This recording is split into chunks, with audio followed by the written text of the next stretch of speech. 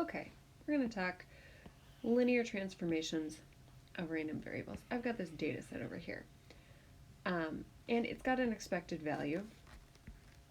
We're going to call this data set A, just for funsies. Its expected value is about 4.3. I actually calculated it, but y'all can do that. It also just happens to be the mean of this data set, right? If you added up all these numbers and divided by 19, because there happen to be 19 points, you'd get that. It's 4.26, whatever, but close enough. Around it. It's fine. It also has a variance. And in this case, if you want to know, I used VARP because I made up this data set and I'm using the whole thing. You could use variance just well, we'll get into that in a little bit.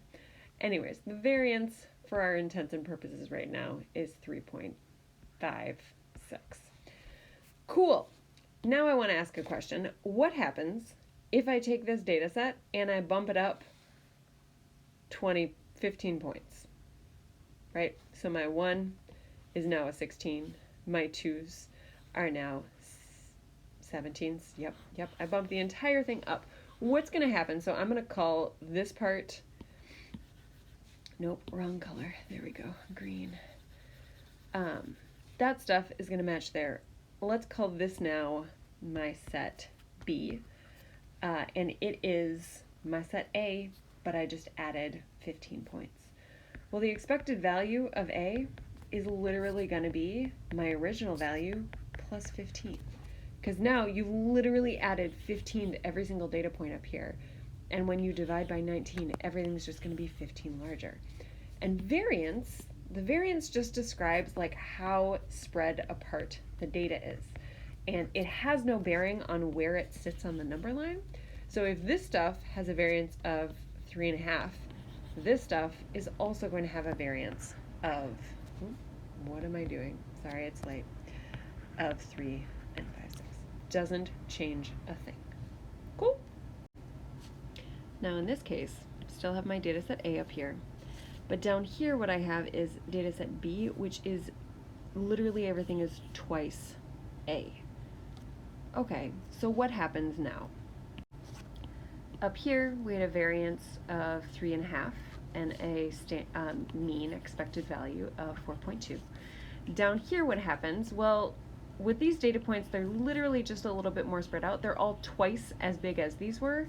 So your expected value is literally just going to be twice the original of 426, which means that your new expected value is 852, 3, whatever. Close enough. Depends on the rounding. The variance, however, ends up being kind of strange. So what I did was I actually calculated it for you. And in this case, the new variance is going to be 14.2,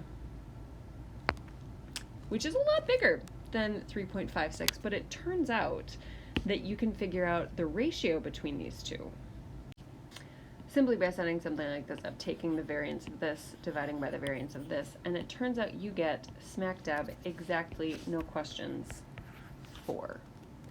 And if I tripled it, so if I made C equal to 3 times A, then the variance of C would be equal to 3 times, oh, no, not 3, sorry, it's late, guys, 9 times the variance of A. And really what you find out is that if you take any old variable, A, and you multiply it by M, that what this leads to is that the variance of MA is going to be M squared times the variance of A.